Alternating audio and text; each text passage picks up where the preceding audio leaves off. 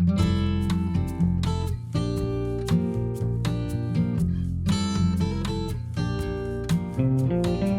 הזה נוכל לראות את הדרך שבה אני מכינה עיסת הגרנית שלי.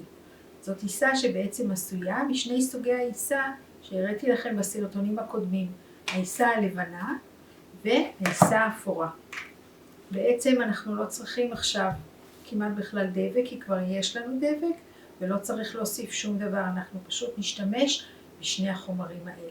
עכשיו אני לוקחת קצת מן העיסה האפורה ומתחילה ללוש אותה לתוך העיסה הלבנה. ככל שאני אלוש יותר, ככה העיסה תראה אחידה יותר, וככל שאני אוסיף יותר עיסה אפורה, ככה בכללי הגוון יהיה כהה יותר. אני מתחילה תמיד עם כמות קטנה, כדי לראות עד איפה אני רוצה להגיע. אתם יכולים לראות שיש ממש כתמים כאלה, לא אחידים. ככל שמתקדמים יותר, ככה אפשר ליצור עיסה שהיא יותר אחידה. עכשיו אני אוסיף אפילו טיפה דבק, שיהיה לי יותר נוח לערבב. אני מוסיפה ממש מעט, וזה עוזר לי להחליק את הסיבים האפורים לתוך הסיבים הלבנים.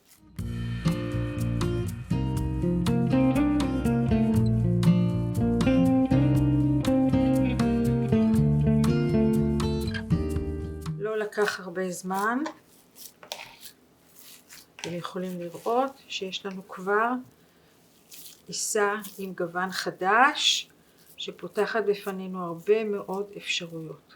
כמובן שאת העיסה הזאת אנחנו יכולים לעטוף בניילון ולשמור במקרר עד לרגע שיהיה לנו זמן, שיהיה לנו מתאים לעבוד וליצור בה.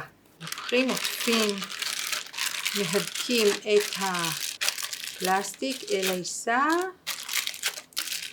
מוציאים את האוויר ויכולים לאחסן אותה לכמה שבועות.